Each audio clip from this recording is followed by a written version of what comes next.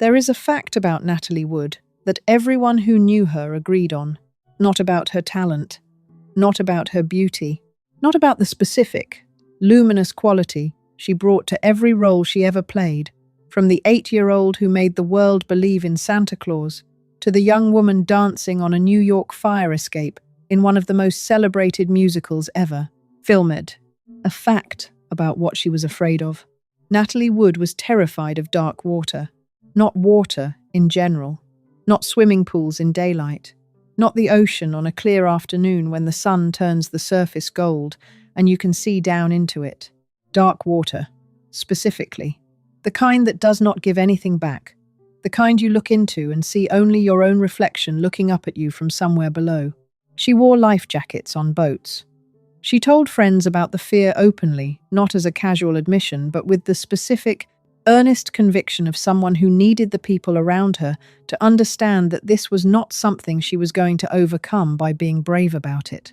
She had articulated the fear so clearly, so consistently, across so many years of her life, that the people who loved her did not question it. They simply worked around it, made accommodations, kept an eye on her near water. Her mother had given her the fear. When Natalie was very small, her mother had told her that dark water held a terrible secret.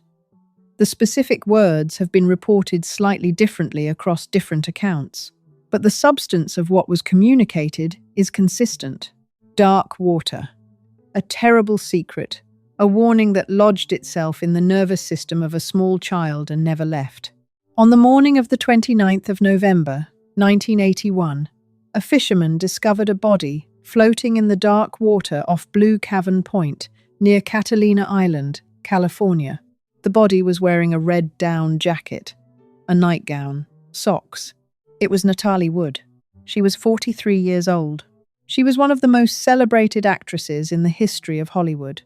A woman who had been performing in front of cameras since she was 4 years old, who had received 3 Academy Award nominations, who had appeared in films that the culture had absorbed so completely that the songs from them are still sung by people who were not alive when they were made.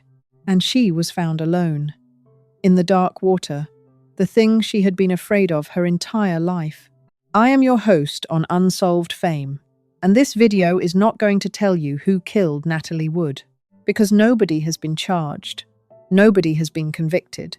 The investigation that was reopened in 2011, 30 years after the night she died, has produced a death certificate that now reads drowning and other undetermined factors, and has produced the designation of Robert Wagner as a person of interest, but has not produced an arrest or a charge or a trial. What this video is going to tell you is considerably more unsettling than a crime story.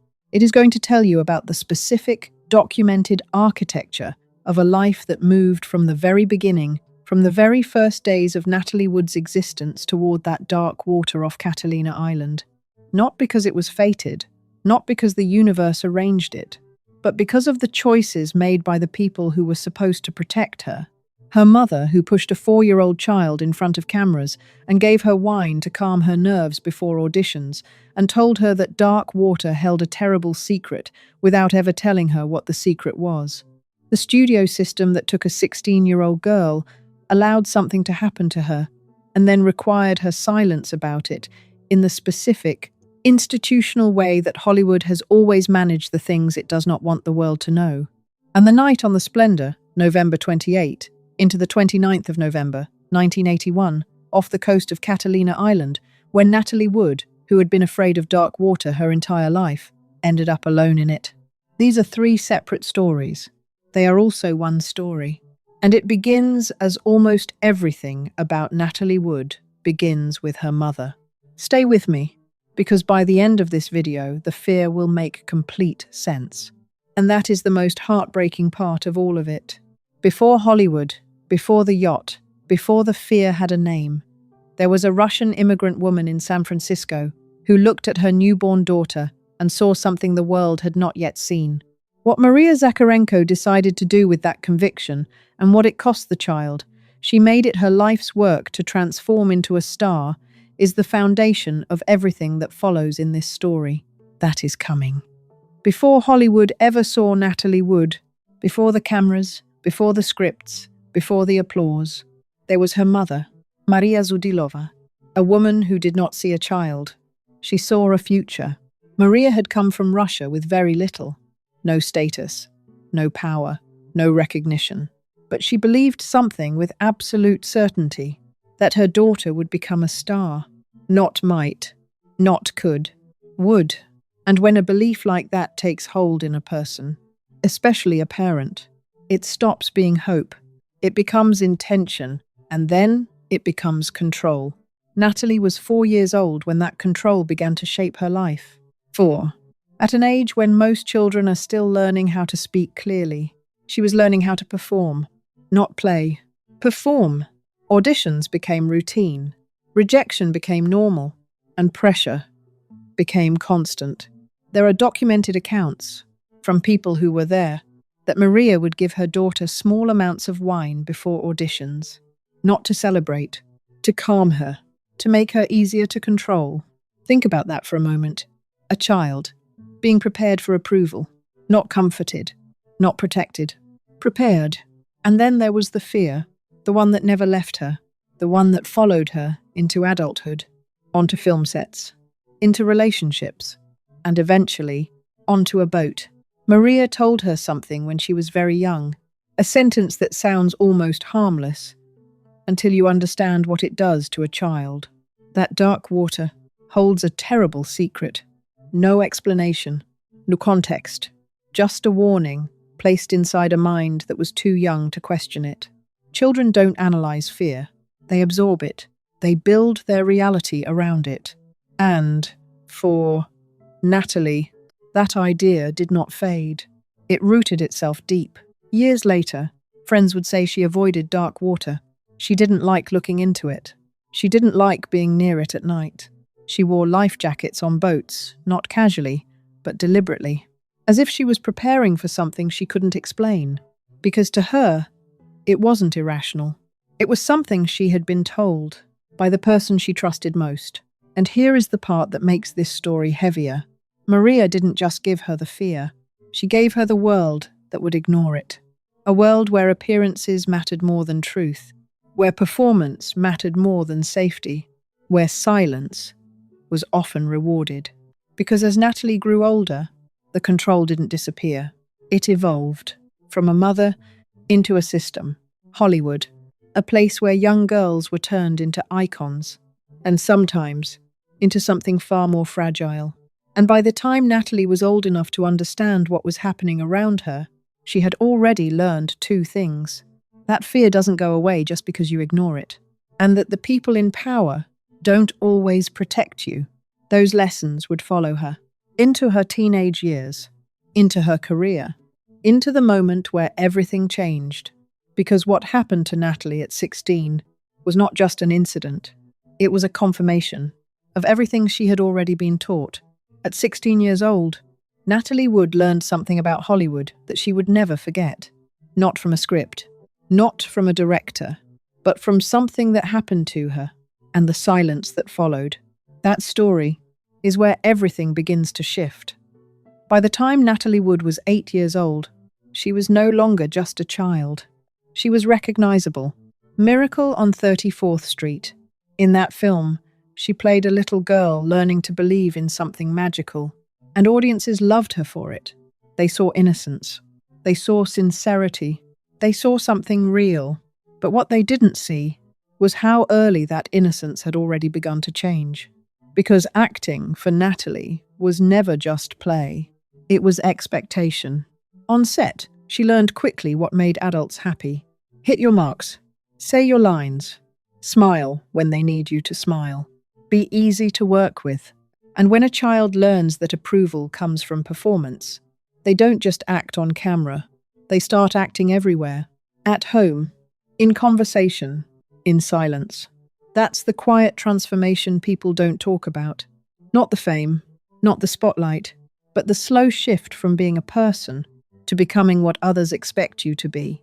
And Natalie was very, very good at it. As she grew older, the roles grew with her. The industry didn't let go. It adjusted. Rebel without a cause. Now she wasn't just the sweet child anymore. She was part of something more complicated. more emotional, more intense. A story about isolation, confusion, identity. And something about that role fit her too well, because by then, she understood those feelings. The distance between who she was and who she needed to be was getting harder to ignore. And Hollywood noticed. They didn't see a girl struggling. They saw depth. They saw range. They saw market value. Then came the role that would define her forever. West Side Story. Maria. Hopeful, emotional, tragic. A girl caught between love and a world that wouldn't let that love survive. The performance was unforgettable. The music, the emotion, the image of her on that fire escape. It became part of film history. But here's the uncomfortable truth. The more real her performances felt, the less space she had to be real in her own life. Because everything was watched, everything was shaped, everything was managed. And behind that success, there was pressure that never really stopped. To stay relevant, to stay beautiful, to stay desirable, to stay silent when necessary. That last one wasn't said out loud, but it was understood. Because Hollywood, at that time, was not built to protect young women. It was built to use them. And Natalie had been in that system since she was 4. She didn't enter it as an adult. She grew up inside it, which means she didn't have a moment where she could step back and say, this isn't right. Because to her, this was normal. The long hours, the expectations, the way powerful men spoke to her, the way decisions were made around her, without her, and the way certain things were never questioned. That's how systems like this work. They don't force you. They shape you, slowly, quietly, until you stop resisting. And Natalie didn't resist, because she had been trained from childhood to adapt, to make things work, to keep moving forward. But adaptation comes with a cost. Because when you spend years becoming what others need you to be, you start losing track of what you need. And sometimes you don't realize that loss until something happens that forces you to see it. For Natalia, that moment came in her teenage years. A moment that wasn't part of a script, wasn't part of a film, wasn't meant to be seen by anyone, but it stayed with her. And according to accounts that emerged later, including her own private writings, it was something that changed the way she saw the industry forever, because it showed her, very clearly, where the power really was. And what happened when that power decided not to protect you. The details of that moment are difficult, and they need to be handled carefully, not because they are unclear, but because they were never meant to be spoken about publicly, at least not at the time, because when it happened, Natalie was young, and the man involved was powerful, and the system around them shows silence, not denial, not investigation, silence. And silence does something very specific to a person. It doesn't just hide what happened. It teaches you that speaking won't change anything. That truth is optional. And that lesson stays for the rest of your life. Because once you understand that powerful people are protected, you start moving differently. You start choosing your words carefully. You start accepting things you shouldn't accept. And you stop expecting help. That's what makes this part of Natalie's story so important. Not just what happened, but what it confirmed. Because by the time she reached adulthood, Natalie Wood was no longer just a star. She was someone who had learned, very early, how the world actually works. And that knowledge doesn't make you stronger. It makes you quieter, more careful, more aware, and sometimes more alone. At 16, something happened to Natalie Wood that the world didn't hear about. Not then, not for years. But when the truth finally surfaced, it didn't just reveal an incident. It revealed a system that protected power and required silence in return. And once you understand that, the rest of her story begins to look very different. Because what happened next wasn't an exception. It was a pattern. By the time Natalie Wood was 16, she understood something most people learn much later in life. That success does not mean safety. She had already spent over a decade inside Hollywood. She knew the routines. She knew the expectations. She knew how to behave. And more importantly, she knew who held power. Because in that world, power wasn't subtle. It didn't hide. It was visible in the way rooms shifted when certain people entered. In the way conversations stopped. In the way decisions were made, without question. And at 16, Natalie came into contact with that power in a way that would stay with her. Years later, after her death, private writings attributed to her began to surface. Accounts that described something she had never spoken about publicly, not because it didn't matter, but because she had been taught, very clearly, that speaking about it would not change anything. According to those accounts, Natalie described an encounter with a powerful man in Hollywood, an encounter that crossed a line. We need to be precise here, because this part of the story is often misunderstood, or exaggerated, or turned into something sensational. So let's stay with what can be responsibly said. Natalie's own writings suggested that when she was 16, she experienced something involving a powerful figure in the industry, something she did not consent to.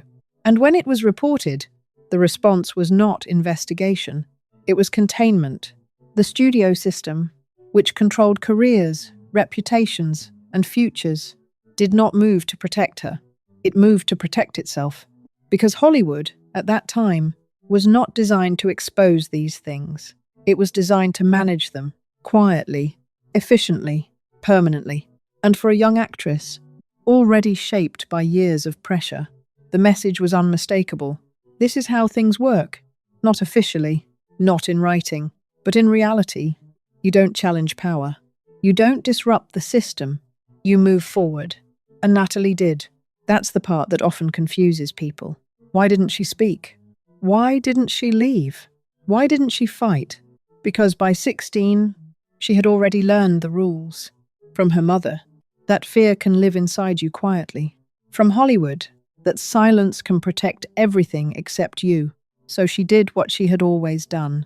She adapted. She continued working. She continued performing. She continued building a career that, from the outside, looked extraordinary. But something had changed. Not visibly, not in a way audiences could point to, but internally, there was a shift. Because once you understand that even in a room full of people, you can still be unprotected, you stop expecting safety. And when that expectation disappears, so does something else. Trust. Not all at once. Not dramatically, but slowly, in small decisions, in key moments, in the way you read people, and in the way you prepare yourself for what might happen next. This is the part of Natalie Wood's story that is often overlooked. Not the event itself, but what it did. Because it didn't end that night. It stayed with her. In relationships, in choices, in the way she navigated a world where image mattered more than truth. And it shaped something else. Something that would become important years later. Her understanding that sometimes, when something happens, no one is coming to fix it. That belief, once it settles in, changes how you respond to everything. It changes how long you wait before asking for help. It changes whether you ask at all. And it changes what you do when you find yourself alone. Years later, on a boat, in the dark, that understanding may have mattered more than anything else. Not as a cause, not as a conclusion, but as part of the pattern, because when you look at Natalie Wood's life, not as isolated moments, but as connected experiences, you begin to see something else. Not randomness, not coincidence, but conditioning. A series of lessons taught over time that shaped how she saw the world and how she moved inside it. This is not about assigning blame. It's about understanding influence. Because the system didn't just fail her once. It taught her how to survive inside it. And survival is not the same as safety. By the time Natalie Wood reached the height of her career, she had everything the world measures as success. Fame, recognition, influence. But underneath that, there were things she carried quietly. Things that shaped her relationships, her decisions, and the life she built away from the camera. Because what happens off-screen is often the part no one sees. And in Natalia's case, that unseen life is where the story becomes even more complicated. By the time Natalie Wood reached her 30s, from the outside, it looked like everything had worked. She had done what her mother believed she would do. She had become a star, not just recognizable, but permanent. Her performances had moved beyond popularity. They had become part of culture. Splendour in the Grass, West Side Story. These were not just films people watched. They were films people remembered. And Natalie was at the center of them. She had range. She had presence. She had something that felt real in a way that audiences couldn't quite explain, but responded to immediately. And yet, the closer her career moved toward stability, the less stable her personal life became. Because success doesn't resolve what came before it. It often just covers it. And in Natalie's case, there was a lot to cover. Her first marriage came early. Robert Wagner. They married in 1957. She was young. He was rising. And together they looked exactly like what Hollywood wanted to present. Beautiful, successful, perfect. But what something looks like and what it is are rarely the same thing. The marriage didn't last. But 1962, it was over. Publicly, it was handled the way Hollywood handles most things. Quietly, without detail, without disruption. But behind that silence, there were tensions. There were expectations. There were things that didn't fit together the way people assumed they would. And Natalie, once again, adapted. She moved forward. Years later, she married again, Richard Gregson. A different life, a different environment, a step away from the version of herself people had come to expect. In 1970, she became a mother. That changed something. Not dramatically, not all at once, but enough. Because motherhood does something specific. It creates a new center, a reason to slow down, a reason to reassess, a reason to step slightly outside the system and look at it from a distance. And for a while, it seemed like Natalie was doing exactly that, choosing carefully, working less, living more privately. But patterns don't disappear just because circumstances change. They wait, and eventually, they return. Because in 1972, Natalie made a decision that, from the outside, looked like a return to something familiar. She remarried Robert Wagner, the same man, the same relationship, the same image, reconstructed. And, for a while, it worked. They built a life together again. They had a child. They appeared stable, grounded. But history doesn't reset. It continues. And whatever had been unresolved the first time did not simply disappear the second.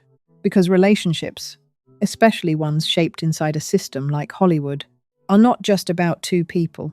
They're about pressure, image, expectation, and everything that goes unspoken. By the late 1970s, Natalie Wood was no longer chasing fame. She already had it. What she was navigating now was something quieter, balance, between who she had been and who she was trying to become, between the life she had built publicly and the one she was trying to protect privately. And in that space, things were not always as stable as they appeared. There were reports, from people around them, that the relationship between Natalie and Wagner could be tense. Not constantly, not publicly, but enough. Enough that moments of conflict were not unusual. Again, this is important to handle carefully, because what we are looking at here is not a single incident. It's a pattern of complexity, a relationship that had history, a relationship that had already broken once, a relationship that had been rebuilt, without necessarily resolving everything that led to the break. And into that environment, another presence entered, Christopher Walken. In 1981, Natalie was working on a film with him, Brainstorm, a project that brought them into close proximity. Long hours, shared scenes, a professional connection that existed inside an already complicated personal life. And that's where the timing becomes important, because by late November 1981, these three people, Natalie Wood, Robert Wagner, and Christopher Walken, were about to be in the same place. Not on a set, not in a studio, but on a boat, a private space, removed from everything else. where there were no cameras, no scripts, no controlled environment, just people. And whatever they carried with them, the yacht was called the Splendor. It was anchored off Catalina Island, a quiet location, dark water, open distance. And over the course of that weekend, something happened. We know where they were. We know who was there. We know the timeline, in broad terms. But what we do not know, and what has never been fully confirmed, is what exactly occurred in the hours before Natalie Wood entered the water. And that's where everything begins to converge. The fear she had carried since childhood, the lessons she had learned about silence, the relationships she had navigated, all of it leading to one place, one night, because whatever happened on that boat did not happen in isolation. It happened at the end of a long chain of events. And to understand that night, you have to understand everything that came before it. On the night of the 28th of November, 1981, something shifted. There was an argument, voices raised, a tension that people present would later describe, but not fully explain. And then, at some point, Natalie Wood was no longer on the boat. What happened between those two moments is the part of this story that has never been fully answered, and it is where we go next. November 28, 1981, Thanksgiving weekend. The kind of night that doesn't feel dangerous. Calm water, cool air, a quiet stretch of ocean off Catalina Island. The yacht, Splendour, on board. 4 people, Natalie Wood, Robert Wagner, Christopher Walken, and the captain, Dennis Deverne. No cameras, no audience, no performance, just a private weekend, away from everything else. At least, that's what it was supposed to be. Earlier that evening, they had gone ashore. Dinner, drinks, a normal sequence of events, by every outward measure. But nights don't change all at once. They shift, slowly, quietly, in ways that don't seem important, until later. When they returned to the boat, something was different, not visibly, not in a way that could be immediately explained. But the atmosphere, according to later accounts, had changed. There was tension, and at some point, that tension became audible. An argument. Voices raised. Now, we need to be careful here, because what happened that night has never been fully established. There are statements. There are recollections. There are details that came years later, not all of them consistent. But there is one thing that appears across multiple accounts. There was a confrontation between Robert Wagner and Christopher Walken. Natalie was present. The exact subject of that argument has never been definitively confirmed. Some have suggested it was about work. Some have suggested it was about time, attention, priority. But those are interpretations. What matters is that something shifted, because after that moment, the sequence becomes unclear. According to the original 1981 account, the night settled. People went to their cabins. Everything became quiet. And sometime after midnight, Natalie Wood was no longer on the boat.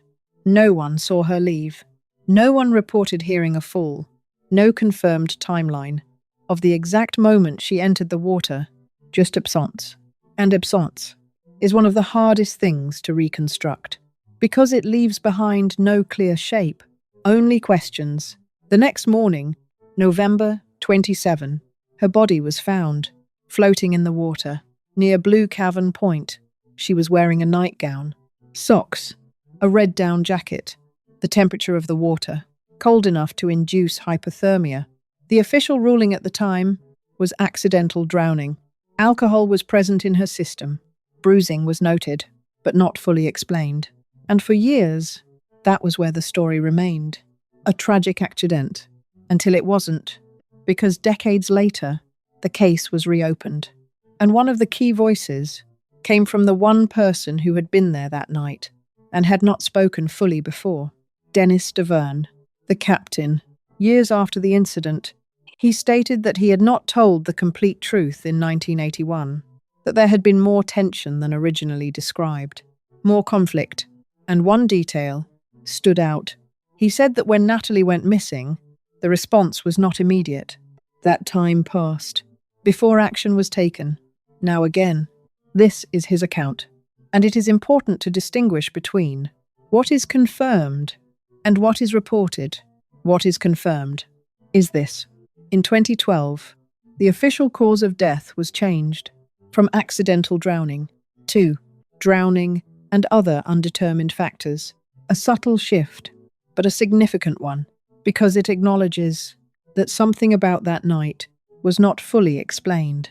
Later, Los Angeles County Sheriff's Department identified Robert Wagner as a person of interest, not a suspect, a distinction that matters.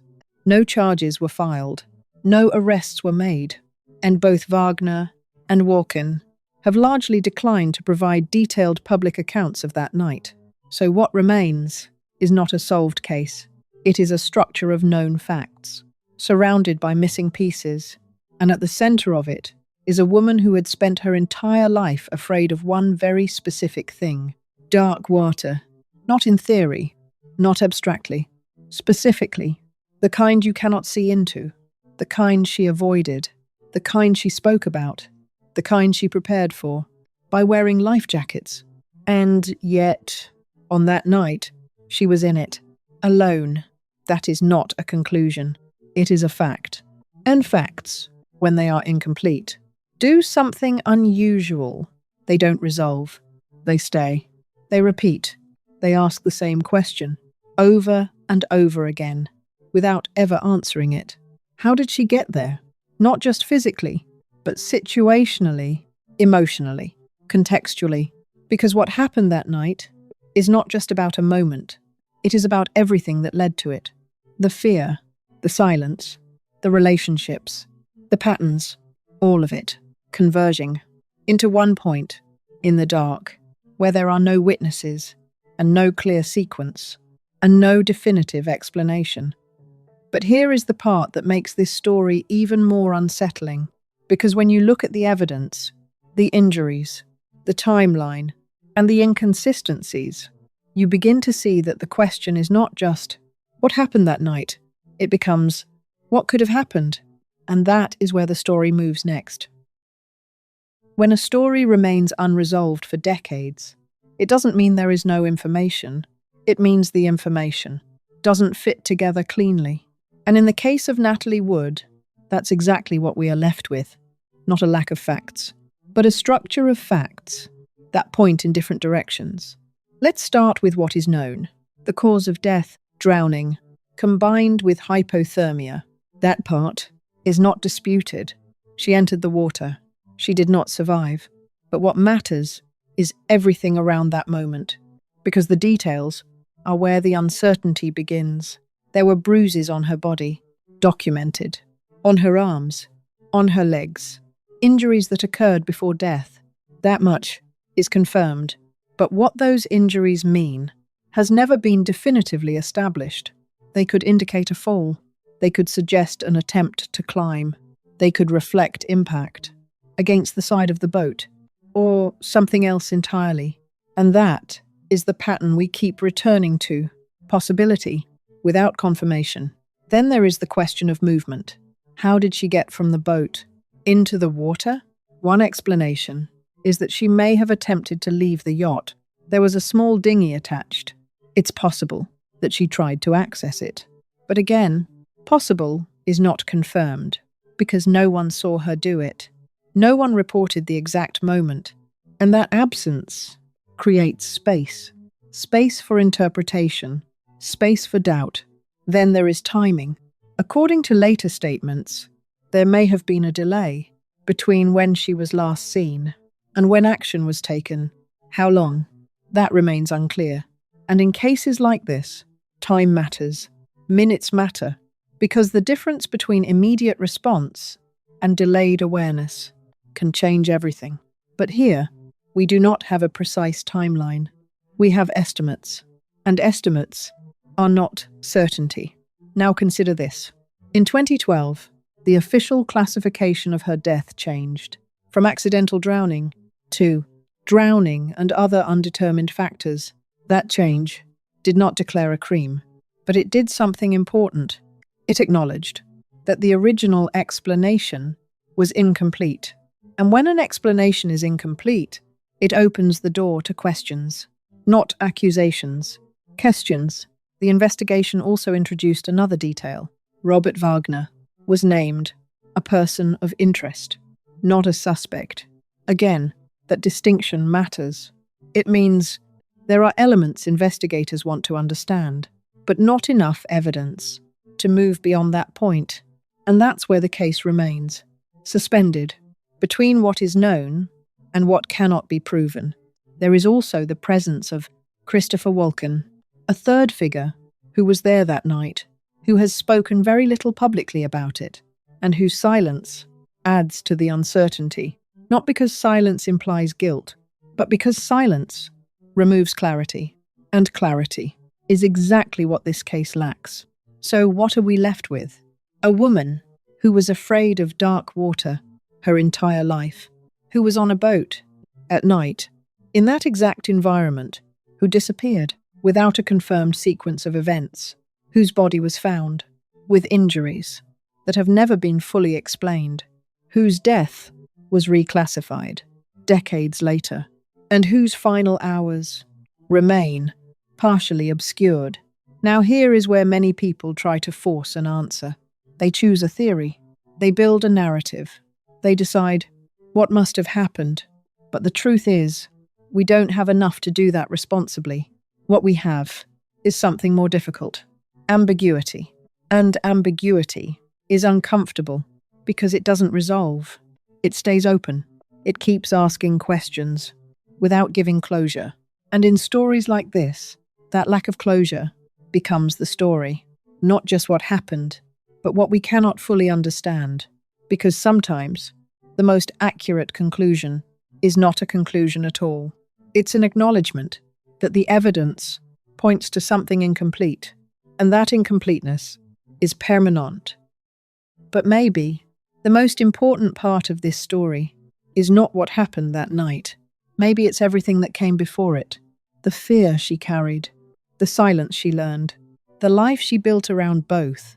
Because when you step back and look at the whole picture, you begin to see something else. Not just a mystery, but a pattern. And that pattern may be the closest thing to an answer we will ever have. There are stories that end with answers. This isn't one of them, because when you look at the life of Natalie Wood, what you find is not a single moment that explains everything. You find a pattern that begins long before the night she died. It begins with a child being told something she could not fully understand. That dark water holds a terrible secret, a sentence that sounds small, almost insignificant, until you realize it never left her. Because fear, when it's given to you early, doesn't fade. It becomes part of how you see the world, part of how you move through it, part of how you prepare for things you can't explain. And Natalie carried that fear for her entire life. Not loudly, not dramatically, quietly, in choices, in habits, in the way she approached situations that other people wouldn't think twice about. But fear was only one part of the pattern. The second part was silence. The lesson she learned when she was still young, that when something happens, especially involving people with power, speaking about it does not guarantee protection. Sometimes it changes nothing. Sometimes it makes things worse. And once you understand that, you begin to adjust. You begin to hold things in. You begin to rely on yourself instead of expecting help. And over time, that becomes instinct. So when you look at Natalie Wood's life, you're not just looking at an actress. You're looking at someone who learned early how to carry things alone and then built an entire life around that ability. A life that, from the outside, looked complete. Fame, recognition, success. But underneath, there were things that didn't disappear. They stayed, and they followed her into adulthood, into relationships, into the choices she made, and the situations she found herself in, until eventually, all of it led to one place: a boat, a night, and the exact thing she had been afraid of her entire life. Now, we could end this story by asking again, what happened that night? But maybe that's not the most important question, because even if that answer existed, it wouldn't change what came before it. It wouldn't change the fear. It wouldn't change the silence. It wouldn't change the system that shaped both. And it wouldn't change the fact that everything in her life moved through those patterns. So maybe the better question is this: what does this story actually show us? Not about one night, but about a life. Because when you look at it closely, what you see is not just tragedy. You see how early experiences shape later outcomes, how the things we are taught as children stay with us, how environments, especially powerful ones, can influence what we accept, and how patterns, once they begin, are very difficult to break. This is not about blame, it's about understanding, because understanding is the only thing that remains when answers don't exist. And in Natalie Wood's story, understanding means recognizing that the ending did not come out of nowhere. It came from a life that had been moving in a very specific direction for a very long time, not inevitably, but consistently. And that consistency is what makes it so difficult to ignore, because it forces you to see that sometimes what looks like a single moment is actually the result of everything that came before it. And sometimes the most unsettling part of a story is not what happened, it's how much sense it makes. Once you step back and look at the whole picture, Natalie Wood was afraid of dark water her entire life. And in the end, that fear was not just a detail, it was a thread, running quietly through everything from the very beginning to the very end. And that is the part of this story that stays, not because it gives us closure, but because it doesn't, because it reminds us that some questions don't have answers, and some stories don't end. They echo